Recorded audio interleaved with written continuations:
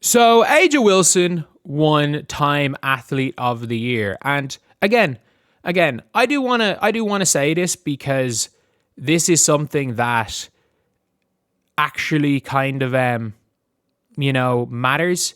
It matters to talk about because unlike what the other side did a year ago, you got to first of all congratulate Aja because she had one of the best seasons. She had an unbelievable season. Like, two different winners of this award from the WNBA in a row did two vastly different things. Aja Wilson literally won everything there was to win. She cemented herself as the GOAT in most people's eyes, and she's at 20, she's what, 29? I think is she my age? She's older, a little bit older than me. She's this size, she's under 30.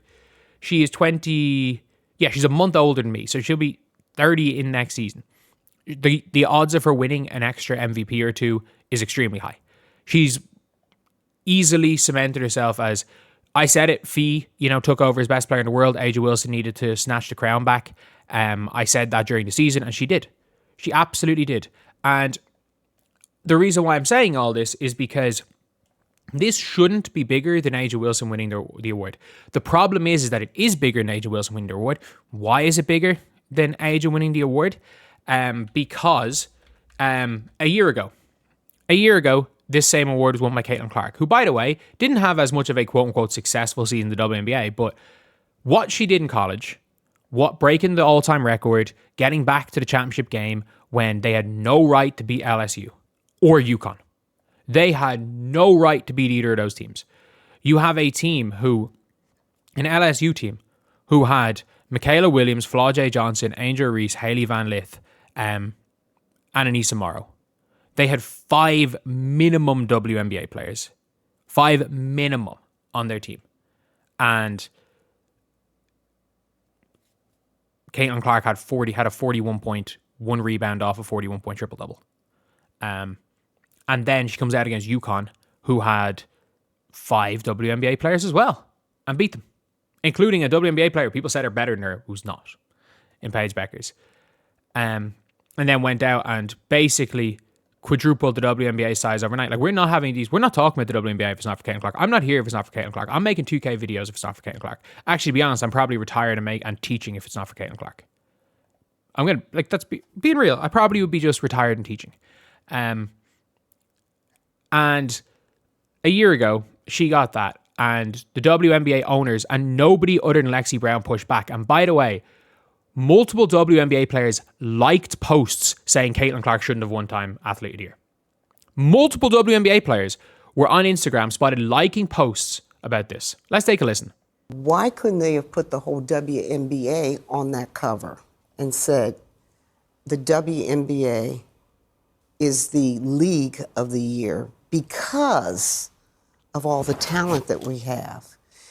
Because when you just keep singling out one player, it creates hard feelings. And not only that, like, she kept going on basically to say Caitlin Clark didn't. She went on to say Caitlin Clark didn't deserve it. Like, it's exactly people are talking when they say they treat women's sports so sensitively. No. That's the thing. People are like, oh, is this a real thing? No. This was there for Caitlin Clark, and it will never happen because I'm pretty sure she won some other Time Athlete of the Year or Basketball Player of the Year type thing. And I'm going to be honest, the Time article a year ago sounded like the author just wanted Caitlin Clark to apologize for being Caitlin Clark. Like, if you looked at some of the writer shit, like, the writer was essentially applying the Caitlin Clark was the reason for all racism in America. Like, I'm not going to say that was said, because that wasn't, but like, it was. Like, you could jump to a conclusion and take that as an implication of what the article was last year. Like, Caitlin Clark essentially Caitlin Clark was essentially like pushed into saying she didn't deserve her success in the Time magazine article last year, and still there was enough of a problem with it that Caitlin Clark doesn't deserve to be on. Put the league on the cover, and multiple WNBA players liked that post. That was the embarrassing part about it. The only player that came out in defense of Caitlin Clark was Lexi Brown. Lexi Brown was the only player that came out in defense of Caitlin Clark. Not one other player, while multiple players liked posts about Sydney Johnson saying Caitlin Clark didn't deserve to be on the cover. The WNBA and it's the old WNBA players. It is the old WNBA players because it's not the young players. It's not, ironically, the people that grew up competing against Caitlin Clark the whole time. They're not going to say dumb shit like this. Because look, as much as you want to, if you want to put that rivalry with Caitlin and Angel or anything, if we're being completely real, Angel Reese is so smart marketing wise. She knows, there's been footage of the meeting about launching the shoe, and they're using when she's playing Caitlin Clark to try launch it. Like, Angel knows Barbie night was when they played Caitlin. It failed miserably, but it was still a big night. She wore the Joker shoes playing against Caitlin Clark after celebrating the Kennedy Carter cheap shot. Like, I'm going to be completely honest here. Like, they all know. Paige Beckers knows that she's, even if these players want to say, oh, they're a bigger reason of for the growth in Caitlin, they all know they aren't. Let's be real. They all know they aren't. They're running their own races and they're all fucking killing it.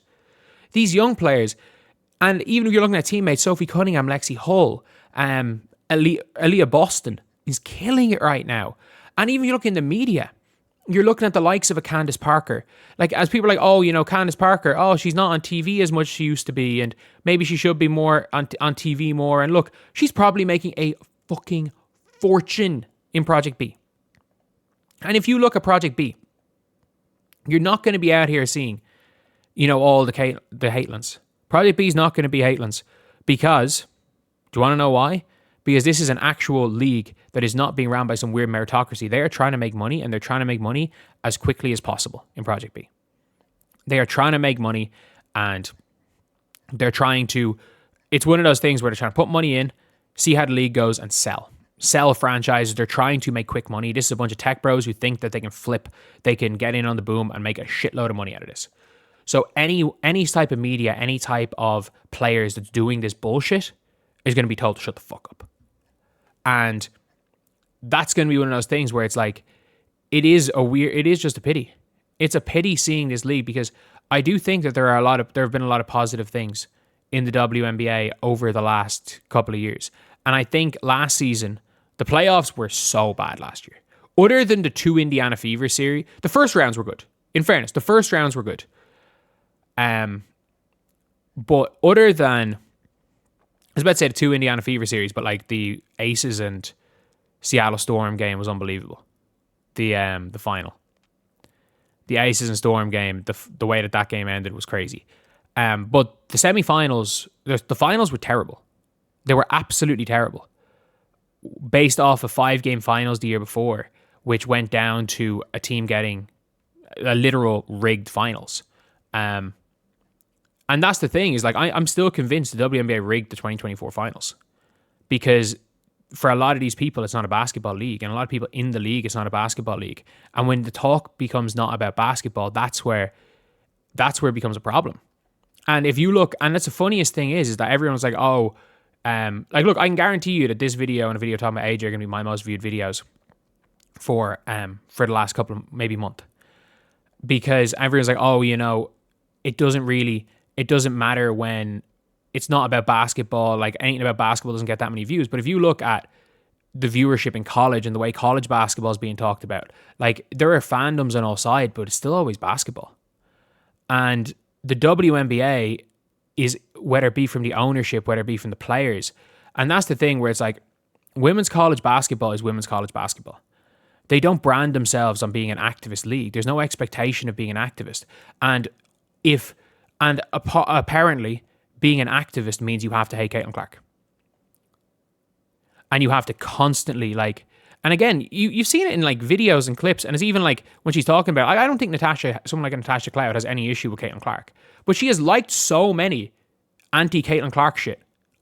She's responded to so much anti-Caitlin Clark shit online and liked so many anti-Caitlin Clark posts that you're like, it seems like if you are pro Caitlin Clark, and by the way, this isn't like a me just making a statement. I know this for a fact when it comes to the league itself, when it comes to people inside the league, when it comes to working with the league, because I haven't, and I've never been approached to work with the league, but I know some people, and these aren't YouTube people, by the way. These aren't YouTube people. Don't worry. Like, if you guys are making speculation based on names, these aren't YouTube people, because look, let's be real. in my peak, I'm one of the biggest WNBA media sources, including the mainstream media.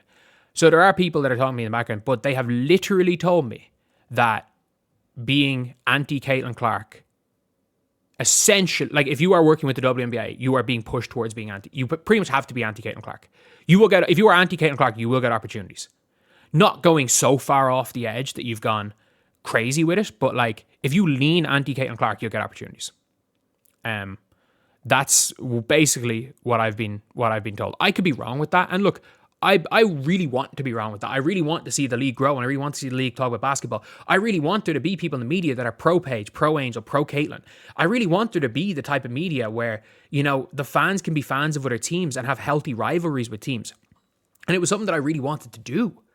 Because I basically, look, I had something good organized with playback coming into the new season. That's one of the things I really wanted to do, was kind of make it kind of like fan battles and try to make it positive. But playback just shut down. And I still think I might want to do that with watch parties.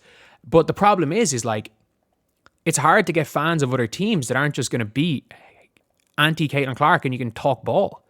And that's just the shitty thing about it. And then the Sheila Johnson thing, you know it's not going to happen with Aja. You know it's not going to happen with Aja. Because it doesn't. Because this is not about the league getting the recognition. It's not about that. And that's the problem with a lot of this league, is they would rather see the league burn than see Caitlin Clark get recognition. Because it's not about that. There's no celebration of, look at how much recognition the WNBA is getting by Aja Wilson winning this. There's not that much celebration of this. Whereas last year there was complaints that the league wasn't getting recognition for Caitlin Clark. I don't know why the media and the league itself are responsible for this as well, are allowing a player to essentially be bullied out of the league. Like, Caitlin Clark is the most mentally strong person, because I'm sorry, I would have quit. If I was Caitlin Clark and I made my 20 million, I would have quit. And the fact is, her ability to not see any of this, and her ability to take a Time article, which definitely the questions that she was being asked, it sounded like they wanted to write a hit piece on her. It sounded like they wanted to award her with Athlete of the Year while the writer wrote a hit piece on her. That's what it sounded like. And I'm going to be honest, she didn't fall for the bait. She may have fallen for the bait last year, but it didn't matter. It didn't matter. And she just kind of seems to switch off from this narrative and is able to just go do what she wants and continue to succeed, continue to focus on basketball. Because I'm going to be honest, like, I don't know how she does it. I don't know how she does it, because I stand by this. I stand by this. The media and the league, and honestly some players, it seems like there is an attempt to bully her out of the league. It is. And I hate that. I hate that, because if nothing else, there's nobody that's benefited more than Aja Wilson. Because you're not allowed to say a negative word about Aja Wilson. You're not allowed to say a positive word about another player, because then Aja Wilson gets brought up. If you say another player is great, what about Aja Wilson? If you give any reward to anybody, what about Aja Wilson? Aja Wilson should have been put. I'm pretty sure Aja Wilson got given crossover or dribble move of the year last year for a routine crossover. It just has to be. Aja Wilson has to win every single award. I'm shocked she didn't win Sixth Player of the Year despite starting last year. Nobody's benefited more than Aja Wilson from the Caitlin Clark boom, because as much as all the other players have received shit, you're not in the media. Aja Wilson's now been crowned as the GOAT. But yeah, it's a disappointing thing all around to see. But it's just hypocrisy. It's just complete hypocrisy on the WNBA's part. Complete hypocrisy on everything in the media. And this Sheila Johnson clip, obviously, what about the whole league and the league reacting positively to that? Like, I'm sorry. One player defended Caitlin Clark last year. One player. And what, multiple players defended the owner for shit-talking a player on another team, basically. For not even shit-talking, for saying she didn't deserve the accolade. And I'm sorry, if Caitlin Clark said this, they would kick her out of the league. If Caitlin Clark, I'm not joking, if Caitlin Clark came out, and last year when she was basically being pushed to apologize for being herself, if she had came out and said, nobody sees how much I work, I deserve everything I've gotten. Not, I want to say I deserve it, but like, there are so many great players in the past. If she straight up said, I've deserved everything I've gotten, I'm glad I can push this league forward. I can't wait to see the growth of the entire league. I can't wait to see the league continuing to grow. If she said that, she'd be kicked out of the league. I mean this. Like, I'm fully convinced they would kick her out of the league. Or they would take out her knee. To be honest. But the WNBA is an embarrassment of a league. And by the way, and this isn't even about the player, a lot of players, because I love the young players. I really like college basketball. And I think in 5 years' time, we're in a much better spot. We're in a much better spot because the young players get it. The young players get it. They're going to grow with the league. They're going to kill it. They're all building their brands in college. The league's going to be in a much better spot. There's going to be more organic growth on top of the explosive growth of Caitlin Clark. But right now, it's a bunch of people that that feel like they deserve something that they don't in terms of recognition. Do they deserve more money? Yeah, absolutely. I'm not even going to mention the money thing. They absolutely deserve more money. But it's a salary cap league, so they're fucked. But it's a bunch of players that I'm fully convinced would rather tear down this league than see it thrive. I'm going to be honest here. I think they would rather burn down the league than see it thrive.